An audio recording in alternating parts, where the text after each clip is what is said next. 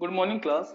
Today we are going to here study our class 11, chapter number 2, nature and object of business. This is your uh, second video. This is your second video of chapter number 2. Okay. In this video, we will study about the what is the object of business. There are four object of business: economic object, human object, economic object, human object, social object, and national objective of business. First point we'll study about what is the meaning of economic objective. Economic objective which is relevant to a connected to economics. Connected to our economic, ठीक है ना। Means जहाँ पे कुछ monetary exchange हो या कुछ पैसा देके कुछ परचेज किया जाए या कुछ सेल किया जाए, ठीक है ना। तो ये कह रहा है कि इकोनॉमिक ऑब्जेक्ट में हमारा first point is earning profit. Definitely without profit we can not, जैसे इंसान के बॉडी में ब्लड की जरूरत पड़ती है, वैसे ही बिजनेस में प्रॉफिट का रोल होता है, ठीक है ना। तो profit play important role, profit का रोल बहुत ही इंपॉर्टेंट होता है। Without profit we can not sustain our business, for survival our business, survival के लिए, एक्सपेंशन के लिए, ठीक है ना, या मॉडर्नाइजेशन के लिए, ठीक। इन सब के लिए बिजनेस की रिक्वायरमेंट होती है, ठीक है ना। तो ऑब्जेक्ट यही होता है आपकी, बिजनेस को एक्सपेंड करना, मॉडर्नाइज करना, इन सब चीजों के लिए प्रॉफिट जरूरी है, ठीक है ना। तो इकोनॉमिक ऑब्जेक्ट में कहता है कि हमें प्रॉफिट होना ही चाहिए किसी भी कंडीशन में बिजनेस को, ठीक। सेकंड में से कह क्रिएटिंग कस्टमर। ये क्रिएटिंग कस्टमर मीन्स कस्टमर कैसे बनाते हैं? Through advertisement. एडवर्टीजमेंट से क्या करते हैं? कस्टमर को इन्फॉर्म करते हैं अबाउट द प्रोडक्ट, उसको एजुकेट करते हैं, गाइड करते हैं how to use the product. Advertisement के थ्रू कस्टमर बनाते हैं। और सेल्समैनशिप के थ्रू, यानी पर्सनल सेलिंग के थ्रू या डोर टू डोर सेलिंग के through they inform about the product to the customer. ये कस्टमर क्रिएट करते हैं इसके थ्रू, ठीक है ना। Third point is saying innovative. Innovation कैसे होता है? सपोज करो मार्केट में न्यू डिजाइन चाहिए, न्यू डिजाइन, ठीक है ना, न्यू टेक्नोलॉजी है मार्केट में, कस्टमर के टेस्ट कैसा है, प्रेफरेंस कैसे हैं, ठीक है ना, न्यू कस्टमर, ओल्ड कस्टमर, ठीक। इन सब चीजों को ध्यान में रखते हुए जो ऑब्जेक्ट होता है बिजनेस का, वो क्या होता है कि न्यू डिजाइन, मार्केट में कौन कौन सा न्यू डिजाइन है, कौन कौन से साइजेज है। न्यू डिजाइन मीन्स मोबाइल के ले लो, ऑटोमोबाइल के हो गए, बाइक के हो गए, new design, new features, new technology उन सब में होता है, ठीक है ना। कस्टमर की डिमांड क्या है, कस्टमर का टेस्ट कैसा है, कस्टमर के वांट्स, कस्टमर के नीड सेटिस्फाई हो रहे हैं नहीं हो रहे हैं। तो ये सब चीजों को चेक करने के लिए, जाने के लिए कोई भी बिजनेसमैन अपने रिसर्च एंड डेवलपमेंट पे ज्यादा पैसे खर्च करते हैं। ज्यादा पैसे खर्च करते हैं तो उससे क्या होता है, मार्केट में नई नई चीजें निकल के आती है, नए नए टेक्नोलॉजी निकल के आता है, ठीक है ना। अब बिजनेसमैन के पास चैलेंज होता है कि न्यू कस्टमर को कैसे अट्रैक्ट करें और ओल्ड कस्टमर को कैसे मेंटेन करें, ठीक है ना। तो न्यू कस्टमर और ओल्ड कस्टमर दोनों को बनाए रखने के लिए बिजनेसमैन अपने फंड, पैसे इन्वेस्ट करते हैं किस चीज में? रिसर्च एंड डेवलपमेंट में। Okay, now our second point will be human objective. और this topic is second point is social objective. इन ऑब्जेक्टिव ऑफ बिजनेस में social objective second point. First point is talking about supplying desired goods at reasonable price. Second point is fair remuneration to employee. Third one is employment generation. Fourth, fair return to investor. Fifth one is social welfare. Sixth, payment of government dues. Okay. Now first point is supplying desired goods at reasonable price. ये कह रहे हैं ना desired goods. Desired goods किसके लिए होना चाहिए? Customer के लिए। कस्टमर के लिए क्या होना चाहिए? गुड्स जो है डिजायर्ड गुड्स होना चाहिए। Means as per customer wants, needs, taste and preference होना चाहिए गुड्स को। रीजनेबल प्राइस होना चाहिए, मीन्स ओवर, किसी गुड्स में ओवर चार्ज प्राइस नहीं होना चाहिए, ठीक है ना। ओवर चार्ज नहीं होना चाहिए गुड्स का, और ब्लैक मार्केटिंग नहीं करनी चाहिए, ठीक है। देन कोई मिसलीडिंग एडवर्टाइजमेंट नहीं देना चाहिए कस्टमर को, ठीक है ना। तो हमारा बिजनेस का ऑब्जेक्ट क्या होना चाहिए? Supply and desire goods at reasonable price. Okay. Second point क्या है? Fair remuneration to employ. अब एम्प्लॉय को तो हम सैलरी तो देते ही देते हैं, साथ साथ में टाइम टाइम पे एम्प्लॉय को क्या करना चाहिए कंपेंसेशन देना चाहिए, बोनस देना चाहिए, थोड़ा बहुत प्रॉफिट में शेयर भी दे देना चाहिए, सो दैट ये क्या होता है कि एम्प्लॉय मोटिवेट होते रहते हैं, ठीक है ना। इससे उनसे वर्क में इफिशियंसी आती है तो क्या होगा, उनको वर्क प्रोडक्टिव होगा, प्रोडक्टिव होता है वो कम समय में ज्यादा से ज्यादा गुड्स प्रोड्यूस करेंगे और कंपनी को उतना ही ज्यादा बेनिफिट भी होगा, ठीक है ना। तो सेकंड पॉइंट ये कह रहे हैं कि हम हमारा सोशल ऑब्जेक्टिव कैसे होता है, अगर हम एम्प्लॉय को फेयर मिशन देते हैं, वो काम में उनका ध्यान लगता है, ठीक है, डेडिकेटेड होते हैं, मोटिवेट होते हैं वो, ठीक। और साथ साथ में उनका जो वर्क प्लेस है वो हमारा हाइजीनिक होना चाहिए, नीट एंड क्लीन होना चाहिए, और प्रॉपर उनकी सिक्योरिटी का अरेंजमेंट होना चाहिए, ठीक। और साथ साथ में उनकी फैमिली को भी ध्यान देना चाहिए, किसको, बिजनेसमैन को।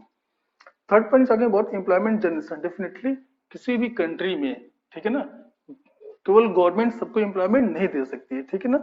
इसी वजह से बिजनेस आता है, बिजनेस में इंडस्ट्री, ट्रेड, कॉमर्स, ये सब क्या करते हैं, सब मिल के न्यू कॉन्सेप्ट लाते हैं, न्यू टेक्नोलॉजी लाते हैं, ठीक है ना। जो काम गवर्नमेंट नहीं कर सकती है वो ये प्राइवेट बिजनेसमैन करते हैं, और ये मार्केट में एम्प्लॉयमेंट जनरेट करते हैं।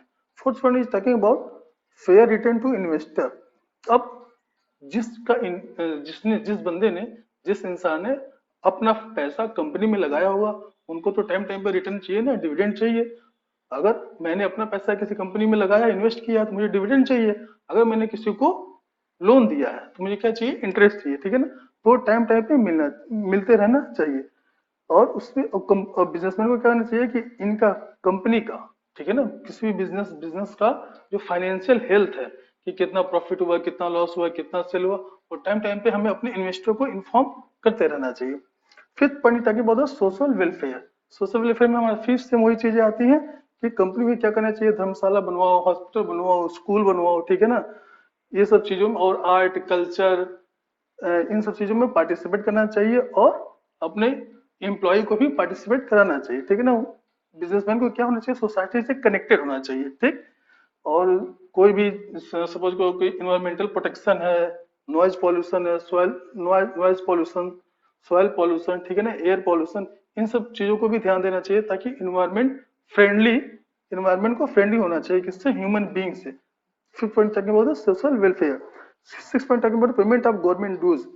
गवर्नमेंट बहुत सारे टैक्सेस लेती है, लाइक इनकम टैक्स, आज के डेट में गुड्स एंड सर्विसेज टैक्स है, कस्टम लेती है, ठीक है। पहले एक्साइज चलता था, तो हमें क्या करना चाहिए, गवर्नमेंट को टाइम टाइम पे अपना ड्यूज पेमेंट करना चाहिए। इससे क्या होता है, बिजनेसमैन की गुडविल जो है मार्केट में बनी रहती है, और गवर्नमेंट की नजर में भी अच्छी रहती है। तो ये सब हमारे क्या, ये सारे किसमें आते हैं, सोशल ऑब्जेक्टिव के। अगर कोई भी इंडस्ट्रीज गवर्नमेंट को टाइम टाइम पे अपने ड्यूज या टैक्सेस पेमेंट करेगी, तो गवर्नमेंट क्या करती है, उस टैक्सेस का, उस रेवेन्यू का, वो रेवेन्यू अगेन वो इन्वेस्ट करते हैं किसके लिए, पब्लिक वेलफेयर के लिए। पब्लिक वेलफेयर के लिए इन्वेस्ट करेगी, उससे सीधे क्या हो जाएगा हमारा बिजनेस का सोशल ऑब्जेक्टिव, यानी businessman is indirectly helping, indirectly helping हमारी सोसाइटी को, इनडायरेक्टली हेल्प कर रहा है, किस चीज के लिए, सोसाइटी के ग्रोथ के लिए, अपलिफ्टमेंट के लिए, ठीक है ना।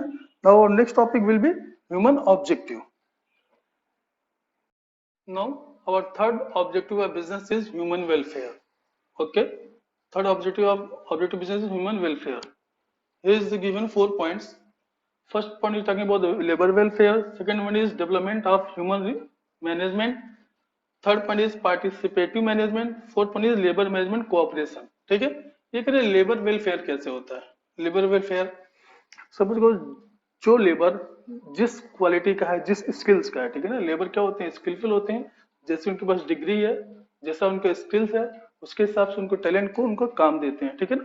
और उसके बाद से क्या करते हैं, हम ये ध्यान रखते हैं कि लेबर जो भी काम कर रहा है वहां पे उसका हेल्थ की सिक्योरिटी हो, उसकी सोशल सिक्योरिटी हो, ठीक है ना, उसका तो इस तरह से लेबर वेलफेयर करते हैं बिजनेस में, ठीक। Second point talking about the development of human resources. अब डेवलपमेंट ह्यूमन रिसोर्सेज में क्या करते हैं कि हमने कंपनी क्या करती है कि बहुत से लोगों को रख लेती है जॉब पे, ठीक है ना। अब जॉब पे रखने के बाद उनको क्या करती है, ट्रेनिंग प्रोवाइड करती है, गाइडेंस देती है, ठीक है ना। फिर उनको कंपनी बिजनेस से क्या करती है, फ्रेंडली बनाती है, प्रोडक्ट की नॉलेज देती है, कैसे काम करना है, किस तरीके से काम करना है, ये सब किसमें आता है, डेवलपमेंट ऑफ ह्यूमन रिसोर्सेज में। तो क्या होता है, इंडिविजुअल टैलेंट जनरेट होता है। इंडिविजुअल टैलेंट अगर जनरेट होता है तो उससे क्या होता है, बिजनेस को वो हेल्प करते हैं, बिजनेस के लिए, बिजनेसमैन के लिए काम करते हैं, बिजनेस को हेल्प करते हैं, प्रोडक्ट को बेटर क्वालिटी बनाने की कोशिश करते हैं, ठीक है ना। This is the human welfare. Again, I'm talking about the human welfare में basically this point is talking about a group or about an individual, कि अगर एक इंडिविजुअल का वेलफेयर करना हो बिजनेसमैन को तो कैसे कर सकते हैं, और वो इंडिविजुअल कौन होगा, that person who is working in that organisation, ठीक है ना। तो लेबर वेलफेयर में पढ़ चुके हैं, सेकंड पॉइंट डेवलपमेंट ह्यूमन पढ़ चुके हैं, थर्ड पॉइंट पार्टिसिपेटिव मैनेजमेंट।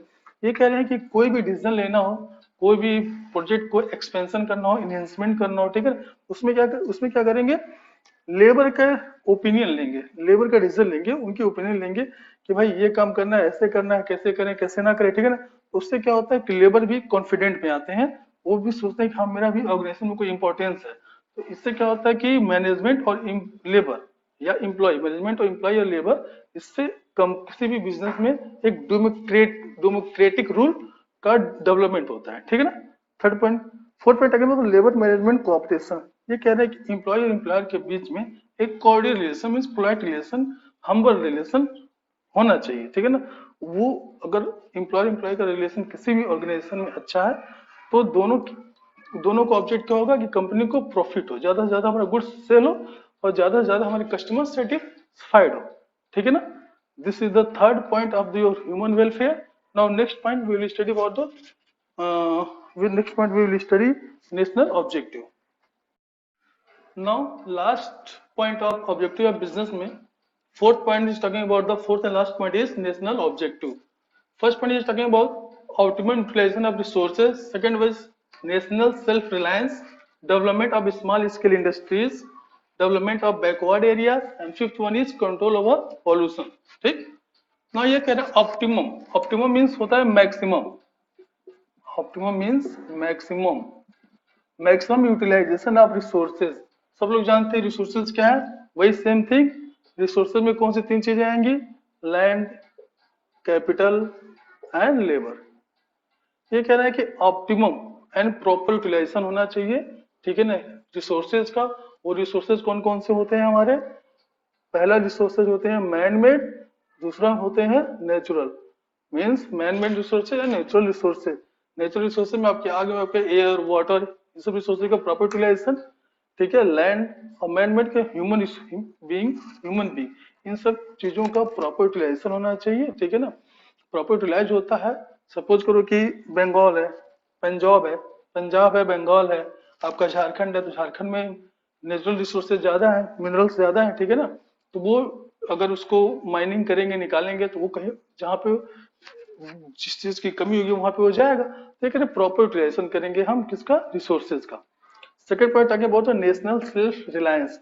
अब ये नेशनल सेल्फ रिलायंस कैसे बताओ, ध्यान देना। नेशनल सेल्फ रिलायंस मींस ये पॉइंट बात कर रहा है इंपोर्ट का और एक्सपोर्ट का।